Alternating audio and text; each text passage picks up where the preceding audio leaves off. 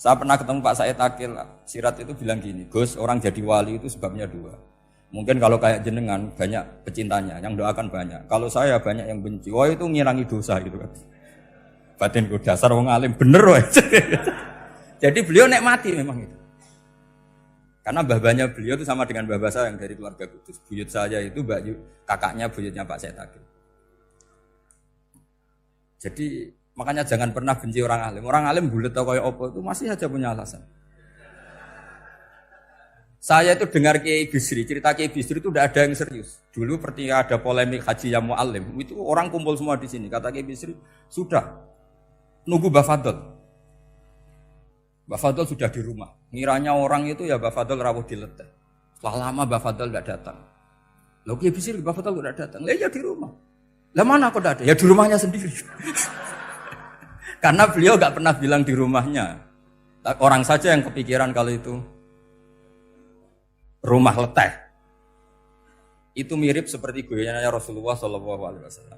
Nabi itu kalau guyon itu tidak pernah bohong. Makanya di tiba itu disebut wayam zahu wala yaqulu illa haqqan. Nabi itu ya guyon, tapi enggak pernah bohong. Yang bohong kan khayal kamu. Masyhur itu ada orang sepuh sowan Nabi. Di kitab saya itu perempuan, tapi di beberapa kitab lelaki. Saya tidak tahu pastinya berapa. Biasanya ahli hadis mentahmilkan taat dudul kisoten atau taat dudul wakiaten. Oke, kita bayangkan itu perempuan. Ya Rasulullah, saya ini tergesa-gesa, nanti takut kemalaman. Ini orang sepuh. Jadi jangan kamu bayangkan Nabi suwani wong ayu nom nanti jadi hoax. Orang sepuh. Oh di sini aja, tidak usah tergesa-gesa pulang kata Rasulullah. Nah nanti gimana? Saya jalan kaki ya Rasulullah sampai kampung saya itu nanti malam. Kata Nabi, la ahmilan naki alab binafo. Santai saja nanti tak pinjemin anaknya unta. Kata perempuan tadi, ma fa'altu bibni naqo. Apa yang bisa saya lakukan dengan anaknya unta? Sudah tenang saja kata Nabi. Setelah mau pulang, disiapkan unta ya unta tua, unta layak dinaikin. Ya Rasulullah ini kok unta tua? Katanya anaknya unta. Nabi dengan santai, oh masih tua ya anak unta. Jadi itu menafsirkan anaknya unta cilik itu kan pikirannya kamu kan? Sebetulnya anak unta itu ya tua pun anak unta. Maka saya itu yang termasuk bangga. Nasib saya nanti insya Allah kayak Gus Mus, kayak Gus Dur. Sampai tua dipanggil Gus. Tapi saya niatnya lebih buruk. Supaya nanti kalau saya salah pantas ngijek Gus. Tapi dalam kompetisi kadang Gus itu kalah. Itu dulu di Pondok Sarang itu kalau ke WC itu antri. Itu yang di WC didodok. Supaya cepat keluar. Ayo cepat keluar, saya Gus. Dikira teror Gus itu yang di WC menjadi takut. Yang dalam WC gak kalah. Saya malah kiai. Iya. Jadi memang kacau. Kalau sudah logika itu kacau. Tapi di Ihya kitab yang populer dikaji di pesantren. Itu ada babnya. Qadiyat itu pengarang tentang betapa wajibnya takzim sama Rasulullah. Tapi punya bab mizahun Nabi. Guyonan-guyonannya Kanjeng. Cuma Nabi seninya tadi wala yaqulu illa haqqan. Meskipun guyon itu enggak pernah bohong, itu butuh seni itu. Bohong apa guyon tapi tidak pernah bohong. Tapi umatnya ada saja yang pernah niru. Ya termasuk Kiai Bisri tadi. Sudah nunggu Mbah Fadl, sudah di dalam. Ketika ditunggu ternyata ya dalamnya Mbah Fadl sendiri bukan di dalam apa? Leteh. Ada seorang raja yang gemar kawin karena orang Arab gemar kawin. Itu setiap ada perempuan cantik ingin dinikah. Nikah itu masih baik, jadi sama ndak usah anti. Soal kamu dengki sama orang poligami itu ya hasud gitu namanya. Yang layak biar poligami, asal ada yang mau dan siap-siap ada tambah satu, hilang satu. Biasanya kan gitu. Singkat cerita dia itu cinta sama seorang perempuan. Nah perempuan itu ditanya-tanyakan sama pemuda situ ajudan dia. Gimana saya boleh nikah itu? Jawabannya tadi, kaifatang kihuha, wa qad ra'aitu qabbalaha rajul.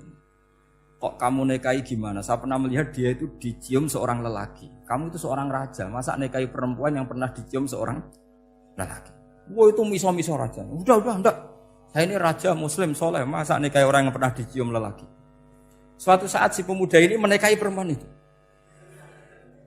Mangkelnya bukan main, karena dia saingan sama raja, gak mungkin menang. Satu-satunya menang itu bikin hoax tadi itu. Ini cerita ini di Ithaf, di sarahnya Ikhya. Kamu kira ini di cerita Alfu Yaumin Walailatnya Abu Nawas, enggak, ini cerita di Ithaf. Kitab yang sangat sakral, karena sarahnya apa? Ikhya.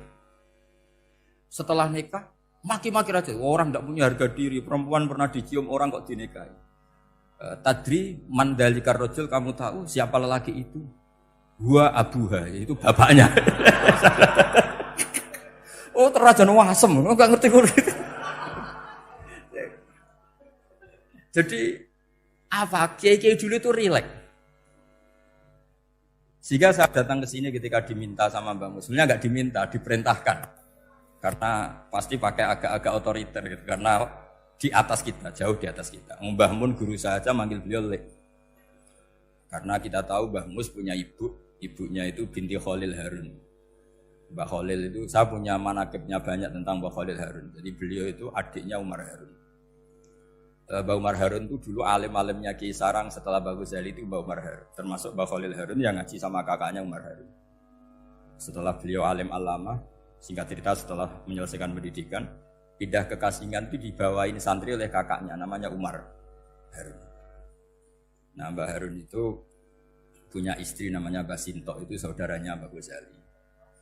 Makanya Mbah Mun manggil Mbah Mus itu Lek, karena Mbah Mun ke Mbah Ghazali itu Mbah Mun Nyai Mahmudah binti Ahmad. Ahmad ini bin Su'aib. Su'aib ini juga menantunya Mbah Ghazali. Terus Mbah Ghazali, berarti Mbah Mun dari Mbah Ghazali generasi kelima. Kalau Mbah Mus kira-kira ya Mbah Mus, Nyai Bisri, Mbah Khalil. Nah, Nyai Sinto ini sudah saudaranya apa? Mbah Ghazali. Berarti Mbah Mun dengan Gus Mus itu kalah satu tokoh di urutan nasab. Makanya manggil apa? Lek. Tapi Mbah Mus orang baik, tidak pernah manfaatkan itu. Yang sering manfaatkan Mbah Nawawi itu. Karena pernah sepuh itu, wah sembrono kalau sama saya itu. Saya di mana-mana itu digosipkan murid beliau. Ya saya ikhlas saja, itu satu-satunya harga diri Mbah Nawawi, ya saya ikhlas. Saya ikhlasnya. Jadi karena memang saya manggil beliau juga memang pernah nyembah. Buyut saya kandung itu namanya Maimunah, itu mbaknya Mbah Dowi. Jadi saya ini juga Bani Lasem. Buyut saya kandung namanya Maimunah, istrinya Mbah Umar bin Arabi. Melahirkan mbah saya sampai ibu saya sampai saya. Saya teruskan. Jadi cobalah Quran itu dibaca secara fasih. Kalau ingin baca fasih caranya gimana? Kamu harus belajar balaghah, belajar lisanul Arab, belajar mantek, belajar logika. Nah, kalau logika itu tidak sampai, cari muhalnya. Ini fatwanya Said Robdon Al-Buti, juga fatwanya semua ulama usul fikih. Saya ulang lagi ya. Kalau logika kamu nggak paham, cari sisi muhalnya. Saya ulang lagi, cari sisi muhalnya. Misalnya kamu angan-angan tentang Allah nggak dok. Sedurungnya Allah itu sopo. Misalnya kamu angan-angan gitu. Sama agama tentu itu dilarang, tapi orang filsafat tetap saja nyari itu. Lalu hentikan pencarian itu, yaitu tadi katakan saja hadhil maujudat yastakhilu ayyakhluqahal adam. Sesuatu yang maujud tentu enggak mungkin disebabkan oleh sesuatu yang tidak ada. Fa innal adama la yu'athiru aslan wa la yakhluqu aslan. Namanya sesuatu yang enggak ada pasti tidak berstatus pencipta. Namanya saja enggak ada. Akhirnya la budda min ayyasbiqa hadzal alam maujudun. Maka alam ini harus didahului sesuatu yang maujud. Lah maujud ini yang oleh Islam disebut Allah Subhanahu wa taala. Sudah selesai di sini. Tinggal delok TV, tinggal ngopi, turu sampai setannya setruk karena nunggu mau bikin was-was itu lagi. Loh, saya itu termasuk kiai paling sering lihat sinetron. Kadang ya lihat Mak Lampir itu sering terjadi. Sampai istri saya itu protes, Gus, dengan kata orang banyak orang alim kok senengan itu Mak Lampir. Karena setan mau menggoda saya tentang berpikir Allah. Jadi dia ngenteni. Kok malah mikir Mak Lampir gitu. Setelah lihat Mak Lampir biasanya saya itu lapar, terus makan. Habis makan tidur. Setannya masih nunggu mau was-was. Ternyata saya habis bangun ngopi lagi. Kadang lihat berita orang ditangkap KPK, macam-macam. Ini penting saya utarakan supaya setan itu tidak menang. Jadi ciri utama setan itu kata Rasulullah SAW, setan ini goda umatku, hadhil jibal khalaqaha Allah, hadhil ardo khalaqaha Allah. Hadhil bihar khalaqaha Allah. Faman khalaqaha Allah. Itu makanya banyak orang jurusan filsafat keblinger karena tanya Allah itu siapa? Kata Rasulullah, jika sampai ini maka kamu harus berhenti. Loh, berhenti tanpa dialihkan ke yang lain kan susah. Tinggal aja lihat dulu sinetron. Ya paling gampang ya Mak Lampir, kan ada takut-takutnya sedikit. Karena kalau lihat sinetron anak-anak milenial itu kalau ada artis cantik sampai nangis. Karena istri kamu tidak seperti itu. Jadi ini trik ya. Trik supaya melihat TV tapi tidak nyesal. Makanya saya milihnya Angling Darmo, Mak Lampir. Ya saya nggak mikir maknanya, butuhnya setan bin mangkol itu. Karena ngenteni saya mikir itu, ternyata tidak mikir itu lagi. Jadi makom saya itu beda, sama-sama lihat sinetron. Mungkin saya jadi wali karena lihat sinetron. Mungkin ya. Makanya banyak wali itu nggak bisa diduga. Banyak orang jadi wali itu justru karena makan. Justru karena melakukan hal-hal yang cara orang banyak itu salah. Itu Abu Yazid Al-Bustami itu pernah tanya sama Allah. Kak Haman nggak usah bayangkan caranya tanya gimana. Enggak wali ya enggak tok. Sudah enggak usah tanya itu. Abu tanya gini, ya Allah, orang seserdup saya dalam ibadah sedekat ini sama jenengan. Lalu saingan saya dekat jenengan masuk surga itu siapa? Sama Allah ditunjukkan orang yang tidur, itu tidur yang. Ya teman kamu yang tidur di kamar. Enggak terima Bu ya, ini gimana kok bisa setingkat saya orang tidak tidur gitu. Yang saya ibadah terus istighfar terus. Tapi jawabannya Allah nih. Kowe ibadah terus itu mergo wedi aku. Jadi kan nganggep aku iku rodok-rodok jahat gitu. Iki ora turu mergo yakin aku apian, mulane ditinggal turu.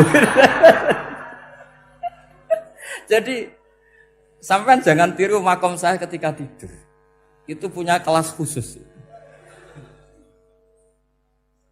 Tapi jangan tiru, ini cerita saja, sampean ndak harus niru. Karena sampean kalau niru itu harus ada Abu Yazidnya. Abu Yazid sudah enggak ada. Tapi itu ilmu. Ilmu yang cocok enggak cocok harus kita kaji. Saya tadi